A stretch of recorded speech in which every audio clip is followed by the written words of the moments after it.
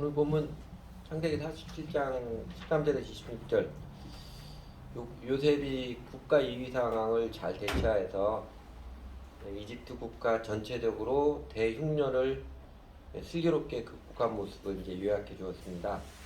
요셉의 나라 살림살이 경제 경영에서 탁월한 능력을 발휘하는 모습을 아주 짧게 그려주었습니다.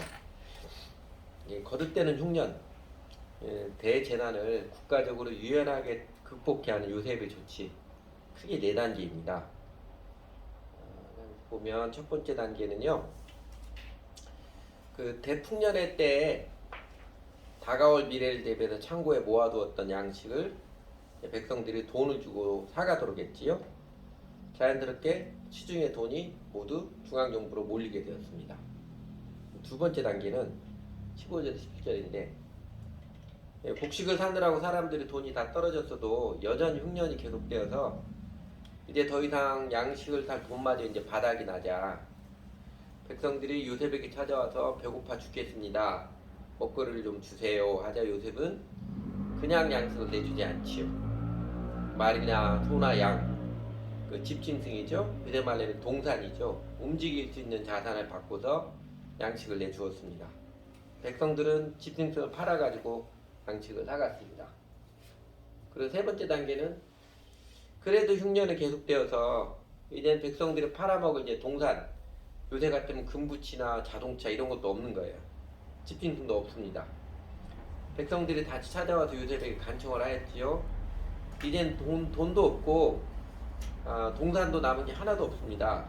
남은 건 몸뚱아리하고 밭대기 뿐인데 이 부동산밖에 없으니 우리 밭을 좀 사주십시오. 우리가 소작할 테니 우리 밭을 좀 사주시고 대신에 양식을 좀 주십시오. 그렇게 해서 요셉이 이집트의 모든 밭을 다 국유화 시켰습니다. 28절이고, 그러니까 자연스럽게 이집트에서는 온 나라 백성들의 현금, 동산, 부동산 할 것 없이 자산이 모두 국가의 소유가 되었습니다. 공산주의 혁명처럼 사람들을 죽이고 강제로 자산을 몰수하는 방법이 아니라 자연스럽게 국유화가, 사람들이 동의해서, 백성들이 동의해서 자연스럽게 국유화가 된 것입니다. 그리고 네 번째 단계는 21절 26절 네 번째 단계에서는 이제 모든 백성들이 이제 중앙정부죠, 바로의 왕침만을 바라보고 손가락 빨고 있게 되어버리자 요셉은 백성들을 이제 곳곳에 성읍을 만들어서 공동체를 이루어서 집단 생활을 하게 하였고, 그리고 이제 토지 경작법을 제정하여서 백성들에게 아주 매우 후한, 아주 파격적인 이제 소작 계약을 맺었습니다. 곡식을 거두어서 5분의 1이죠. 20%는 중앙정부 바로 왕실에 바치고 나머지 5분의 4, 80%는 소작한 백성들이 알아서 먹고 살 때 다음에 뿌릴 곡식 씨앗은 수확한 것에서 알아서 준비하도록 토지경작법을 새로이 제정을 했습니다.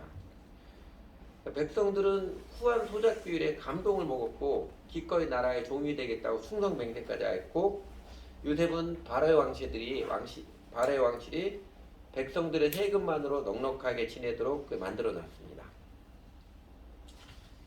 이렇게 네 단계에 걸쳐서 흉년을 극복해 갔는데, 이러한 요셉의 국가 경영에 대해서 어떤 신학자들은요, 이건 매점매석이다, 독점이다, 국유화 횡포다, 심지어는 공산주의 혁명의 원조다라고 비판적인 서류도 있습니다. 확실한 것은 자산을 중앙정부로 집중시켰으며 모든 사람을 다 국유화해서 대재난의 때를 극복한 것은 그건 사실입니다.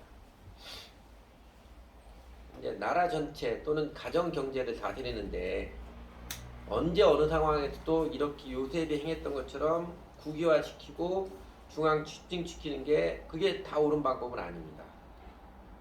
통제할 것이냐, 방임할 것이냐, 국유화시킬 것이냐, 민영화시킬 것이냐, 중앙 집중할 것이냐, 지방 분산할 것이냐, 어느 한쪽 정책이 언제나 일방적으로 좋다고 할 수 없는 것이지요. 상황과 필요에 따라서 이쪽 정책을 사용할 수 있고 저쪽 정책을 사용할 수도 있는, 필요에 따라 적절하게 유연하게 대처할 것들입니다. 그래서 오늘 저희가 이제 주목해 보고 싶은 것은요, 요셉의 모습에서 배우는 경제 경영의 지혜는 조금 다른 각도에서 찾아봐야 합니다. 이게 이제 국가 경제든 회사 경영이든 또 가정 살림살이든 공동체에서 돈과 재산을 잘 운용하는 크리스천의 경영의 지혜, 하나님의 은혜 도우심을 입는 크리스천의 경영의 지혜, 요셉에게서 우리는 이런 원리들을 배울 필요가 있습니다. 그리고 오늘은 3가지가 아니라 5가지입니다. 첫 번째는요, 요셉은 열심히 일하지만 자기 재산 챙기는데 자기 사유재산에 대한 욕심을 부리지는 않았습니다.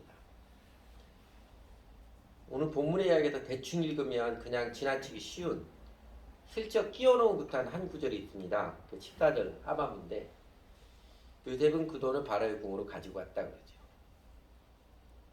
모든 것을 다 총괄한 요셉이지만 요셉은 양식을 팔아서 모은 돈을 모두 다 바로의 궁으로 가지고 갔습니다. 자기 몫으로 따로 떼어놓는 일을 하지 않았습니다. 여러분, 국가적 위기 관리의 때 얼마나 일이 많았고 얼마나 열심히 일을 해야만 했겠습니까? 이제 지금 현재 내일 퇴임하는 홍남기 경제부총리 있죠? 역대 부총리 중에 1246일 동안 재직한 최장수 부총리를 기록을 했습니다. 그리고 IMF 때도 어렵겠지만 코로나 재난도 경제적으로 매우 어려운 때를 거치는 그런 부총리가 되었습니다. 이제 부총리직은 이제 내일 내려오면서 지난 수요일에 4일에 기자들과 간담회를 했습니다. 그러니까 초유의 코로나 재난 위기 때를 거치면서 그가 이렇게 고백했습니다. 장관급 회의만 365일을 개최하는 등 제 나름 열과 성을 다했습니다. 위기 때면 더 많이 일을 하고 열심히 수고를 해야 하잖아요. 근데 요셉은 그렇게 열심히 일하면서 자기 재산을 따로 축적하는 일은 하지 않았습니다. 다 다른 사람들을 위해서, 국가와 백성들을 위해서 열심히 일했습니다. 그러니까 그의 열정은 사람들을 사랑하는 마음, 사랑의 열정이었습니다. 우리나라 이제 새 정부가 들어서면서 장관들에 대한 인사청문회가 진행 중인데 이전 정부에서나 새 정부에서나 일반 국민들을 한숨 쉬게 하고 분노하게 하는 게 이런 것이죠. 어떻게 나라의 장관, 지도자 후보로 오는 사람들이 한결같이 자기 사역을 위해서 부동산 위장거래, 자녀 편법 입학, 국방 의무 교묘의 피하기 이런 것에 안 걸리는 사람이 없는 게 현실이에요. 그러니까 조그만 재력이든 권력이든 조금만 힘 있으면 그 좋은 머리들, 잔머리들 잘 굴려가지고 불법과 편법으로 자기의 사역을 채우는데 급급했는지 저 사람들이 더 큰 권력의 자리에 서면 얼마나 해먹을까? 그 백성들이 한숨 쉬게 하고 분노케 합니다. 그래서 우리 시대는 존 스타트 목사님이 역설한 대로 크리스천 리더십이 정말 필요한 시대입니다. 그냥 교회만 다니는 기독교 종교인 지도자가 아니고요.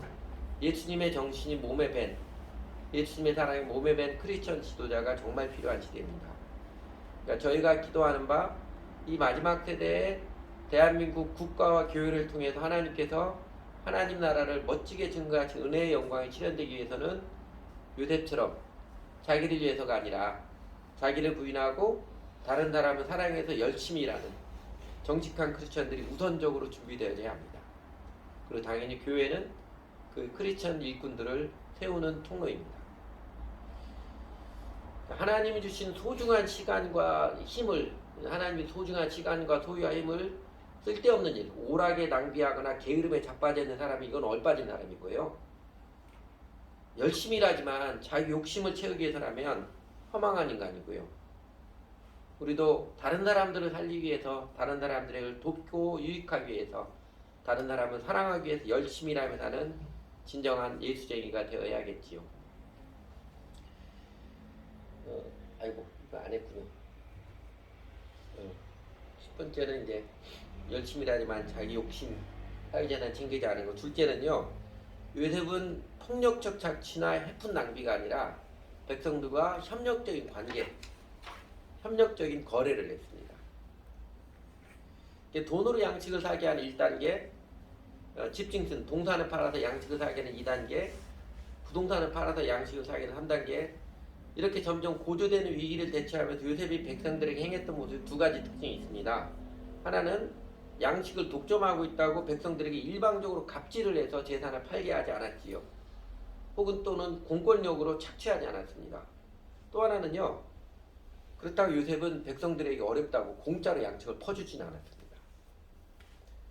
요셉은 백성들과 대화 소통하면서 백성들의 동의를 받아서 또는 백성들의 요청을 들어주어서 거래를 했고, 또한 백성들에게 세상에 공짜는 없다 인식시키는, 게으른 거짓은성이 딱 쓸만한 여지를 주지 않았습니다. 여러분, 그 집안의 부모이든지 회사의 이제 리더든지 또 교회 인도자든지 국가의 정치주자든지 다른 사람을 다스리는 위치에 있을 때 갑질하지 않고 더욱 사람들이 인격적으로 관계하고 대하는, 상대방의 의사결정을 존중하고 이 소중히 여겨주는 그 태도를 익히는 게 그의 아름다운 인격이고 하나님의 인정을 받는 태도입니다. 윽박지르거나 우격다짐으로 밀어 들이밀거나 그런 태도는 일체 없어야 되는 것입니다. 잠언 3장 3절 4절 이 말씀 있죠.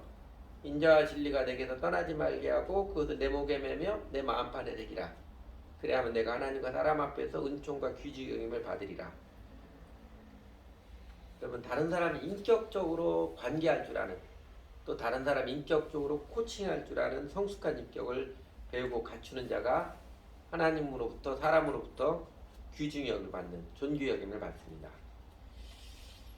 크리스천들이 하나님의 은혜를 이렇게 공짜로 착각하는 잘못된 성향이 여전히 있는 게 안타까운 현실입니다. 종종 목회잖아. 그래서 목회를 지망한 후보생들이 목회일은 그냥 주일날 설교 한번 하고 근사하게 폰만 잡으면 되는 줄 착각하는데, 그렇게 게으른 발상으로 목회를 심하겠다는 여지없이 쪽박차기 마련입니다. 여러분, 공산주의가 몰락한 큰 이유 중에 하나가 이거잖아요. 다 같이 일해서 다 같이 나눠 먹자 했더니 다 같이 게을러져 버렸기 때문에 그렇잖아요. 자신이 노동을 통해 열심히 일해 돈을 버는 사람은요, 그 돈으로 딴짓하지 않습니다. 정말 땀 흘려서 돈을 번 사람은 이 돈의 소중함을, 자기 노동의 소중함을 아는 사람은 그 돈으로 함부로 오락에 낭비하는 소리지 않아요. 사회 뉴스에도 종종 나오듯이 대개는 재벌 2세나 3세들, 아버지가 열심히 일해서 벌어서 모아온 재산, 그 아버지 열심히 일해 수고한 돈은 그 덕으로 먹는 자식들이 종종 게을러 터져가지고 가정 문제, 사회 문제가 되는 것이지요.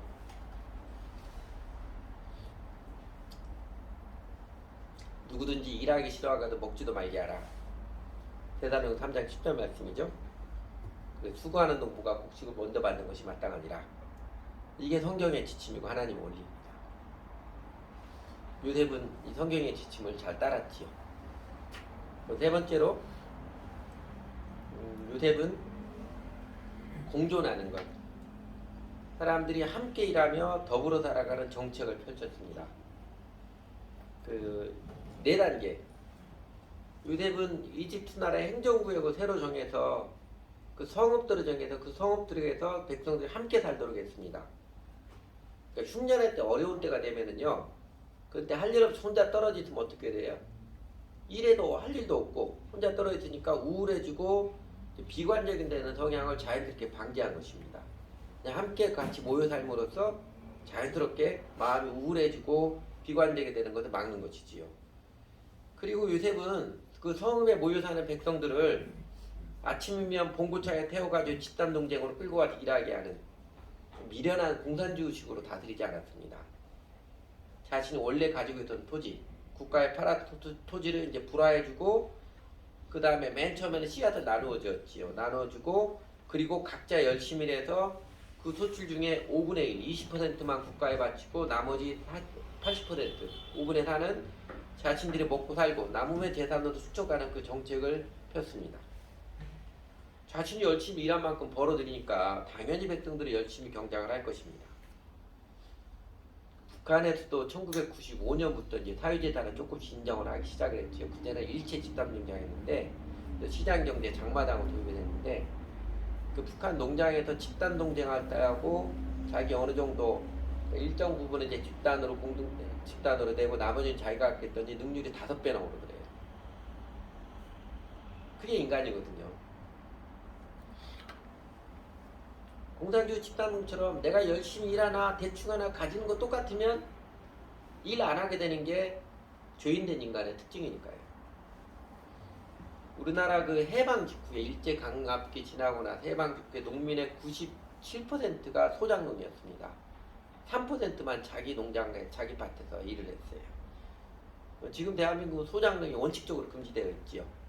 그래서 가끔 청문회 할 때 보면은 농지 다뒀는데 농지 있는데 자기가 경작하지 않고 위장 경작하는 게 들통이 나고 그러기도 합니다. 근데 해방 직후 그렇게 대다수 농민이 소작농이었는데 평균 소작비율이 50%였습니다. 그러니까 자신이 1년 내 경작한 소출의 반절은 지주에게 바쳐야 했고 자신은 50%를 먹고 살아야 하는, 그래서 농민은 가난과 배고픔을 벗어나지 못한 것이지요. 우리나라 역사에서 소작제도로서 제일 효율적인 것으로 평가되는 게 조선시대 도지법이라는 것입니다. 33%를 국가에 바치고 3분의 1을 국가에 바치고 3분의 67%는 직접이나 농부의 차지였습니다. 이때 농부들은 행복했어요. 조선이 망하게 된 것, 이게 점점 조선 후기를 가면서 소작비율이 높아져가요. 도지법 없어지고 높아진 게 조선이 망하게 된 큰 원인입니다. 근데 여러분, 요셉은 백성들에게 20%의 소작료를 적용했으니까 백성들이 얼마나 감동을 먹고 감격했겠습니까? 그러니 백성들이 우리가 기꺼이 바로의 종이 되겠습니다 고백한 것이지요. 파격적으로 후한 그 대우를 요셉은 했습니다. 물론 그렇다고 왕실이 들어오는 재정이 적냐, 그것은 절대 아니지요. 오늘날 우리 사회의 건물주와 임대인들의 계약도 이런 모습은 어떨까 싶어요. 장사하는 분들의 순수익의 20%를 임대료로 계약을 하면 장사가 안 되어서 가게 문을 닫아도 건물주를 욕하는 일은 없지 않을까. 그리고 이게 빈익빈 부익부를 줄이는 데 도움이 되지 않을까 싶습니다. 지금 우리 교회 식구들은 건물주 있는 사람이 없지요? 나중에 여러분 건물주 되면 한번 고려해 보시기 바랍니다. 그냥 매달 딱 얼마 정해가지고 임대하신 분들이 장사가 잘 되면 좋지만 장사가 안 될 때는 빚내가 돼 임대료 내야 돼, 이런 일 없도록 한번 고려해 보는 것도 좋을 것 같아요. 요셉은 이렇게 간신히 위기를 모면하는 데 그치지 않고 위기 때 함께 살아가지고 공생이죠. 함께 살면서 누구나 열심히 일하게 살게 하는 그 시스템을 구축해 준 것입니다. 네 번째로, 요셉의 경제 경영의 지혜, 돈보다 더 중요한 것, 정신에 대한 기본 원칙을 지켰습니다. 22절에 보면 요셉이 제사장의 토지는 사지 않았다고 그러지요. 제사장들은 국가의 녹을 받고 있으니까 제사장들은 자기네 토지를 팔 이유도 없었고, 또 그렇다고 요셉이 공권력을 이용해서 강제로 그 토지를 수용하고 그러지 않았습니다. 제사장, 이집트 종교의 제사장들입니다. 이스라엘 백성의 제사장들 아니고요.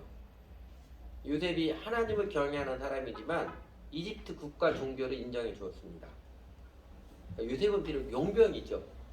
외국인으로서 이집트 총리가 됐으니까 용병이지만 제사장들의 토지를 사들이지 않음으로써 위기에 때일지라도 이집트 국가 정신이 흔들리는 것을 방지하고 자연스럽게 백성들에게 돈보다도 정신이 중요함을 인식시켜 주었습니다. 종교 한자로 이 종자가 마루종자잖아요. 종갓집 할 때 이런 중심이 되는 집안, 근본, 종자 그 마루라는 뜻이 근본 중심이라는 뜻일까요? 근본 중심이 되는 가르침이라는 뜻입니다. 그러니까 국가를 지탱하는 근본 정신을 지켜주는 게 종교의 역할입니다. 여러분, 돈 없다고 몸을 파는 여자를 죄인의 대명사로, 보편적으로 나쁜 여자로 인식하듯이, 또 돈 앞에서 간도 쓸개도 없는 동물처럼 처신하는 인간에게 대부분 사람들은 분노하듯이, 공동체에도요, 어려운 때에도 중심 정신을 지키는 것은 매우 중요합니다. 우리 크리스천 개개인들에게서는요, 내 일 많다고 개인 퀴즈도 빼먹거나 개인적으로 하나님께 날마다 기도하는 시간도 빼먹거나 공동체 예배도 빼먹고 하는 일은요, 사실은 눈이 짧은 행태입니다. 늘 급한 일로 쫓기는 사람은요, 코앞에 닥칠 일만 한 사람은 절대로 큰일을 하지 못합니다. 그리고 언제나 마음이 쫓겨서 피곤함을 벗지 못해요. 생각 있는 사람이라면 그 야곱의 쌍둥이 형 에서처럼 당장 배고프다고 평생 의지하고 살아갈 장자권, 그 신앙을 팔아먹는 어리석은 짓은 하지 않습니다. 여러분, 인생이 우리 노력과 뜻대로 되는 게 아니잖아요. 사람의 마음으로 그 길을 계획할지라도 그 걸음을 인도하시는 하나님이시기 때문에 그걸 아는 사람은 내 삶의 기둥들, 내 삶의 개인의 삶의 중심이 되는 정신들, 신앙을 견고하게 세워갑니다.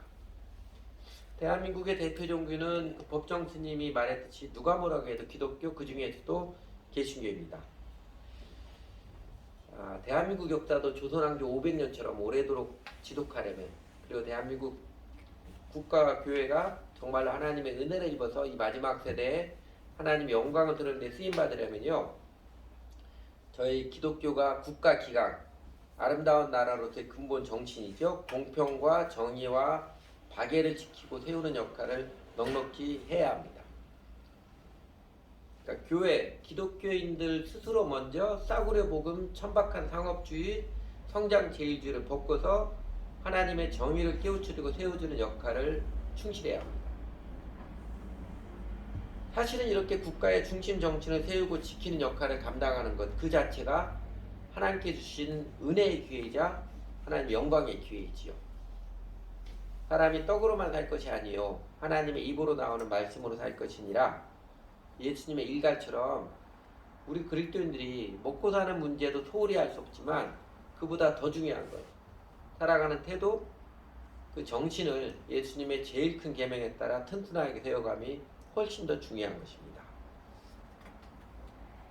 그리고 무엇보다도 다섯 번째로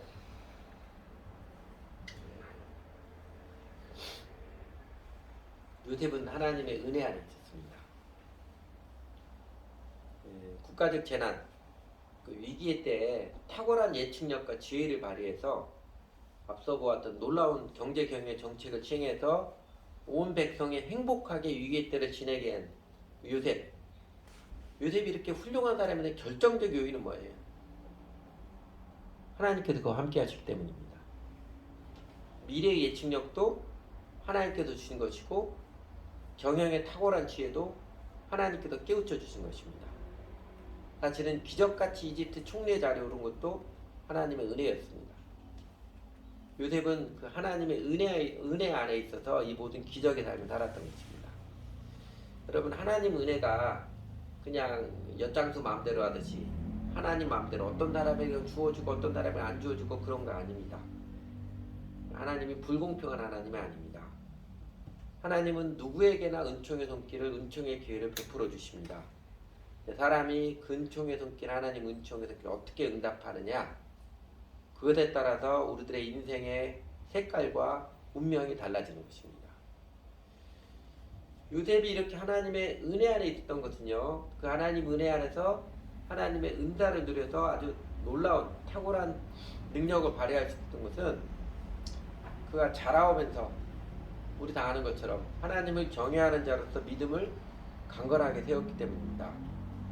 특히 형들에게 팔리고 종살이와 목살이는 극심하게 억울하고 원통한 고난들을 겹쳐서 겪을지라도 하나님 원망하거나 다른 사람을 탓하지 않고 하나님 인정하고 하나님 앞에 살아가는 그 믿음의 응답을 드려왔기 때문입니다. 그 고난을 통해서 하나님 경외하는 믿음이 하나님 앞에 인정되었기에 하나님께서 그를 들어서 사용하시고 기회를 열어주신 것입니다. 물론 하나님의 은혜 안에 있다고 우리 모두가 요셉처럼 세상에서 뜨는 인생이 되는 것은 아닙니다. 요셉은 입지전적 인물이지만 창세기가 보여주는 제일 아름다운 믿음의 사람, 이번에 창세기 쭉 보면서 제가 보기에는 야곱인 것 같아요. 똑같은 믿음의 사람 야곱은 평범한 일상의 삶을 살았습니다. 그러니까 우리가 어느 형태, 어떤 규모의 삶을 살아갈지 그 외형은요, 우리 마음대로 만들 수 있는 것이 아닙니다. 또 그게 그렇게 중요한 것도 아니에요. 삶의 외형과 규모가 그렇게 중요한 것도 아닙니다. 정작 중요한 것은 뭐예요? 과연 오늘 나는 하나님의 은혜 안에 있는가? 하나님께서 은총의 손길을 내려주시고 나는 정직한 믿음의 응답을 들어가고 있는가? 그렇게 하나님과 함께하는 삶을 살아가고 있는가입니다.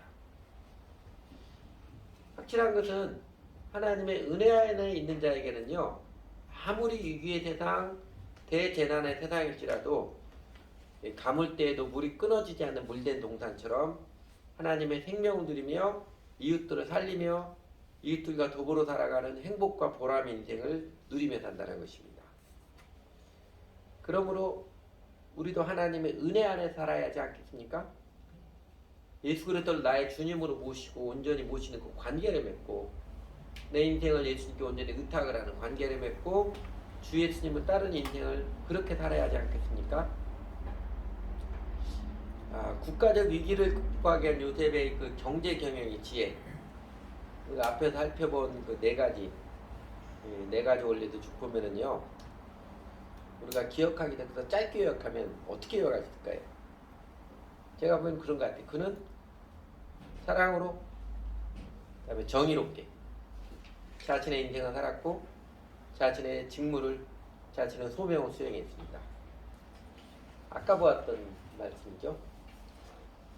인자와 진리가 내게 떠나지 말게 하고 그것을 내 목에 매며 내 마음판에 새기라.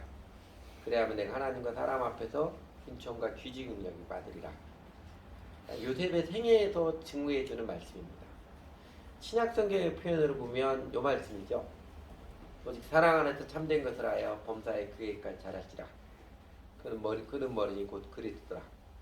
저희도 교회를 통해서 이 정신, 이 태도, 이 삶을 배워가는 것입니다.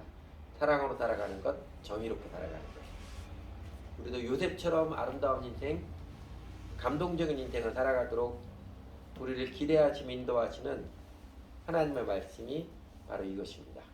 이 하나님의 말씀에 응답하여서 저희도 사랑으로 정의롭게 살아가서 저희들의 작은 인생도 하나님께서 요긴하게 사용하시는 그의 영광을 한껏 누렸으면 좋겠습니다.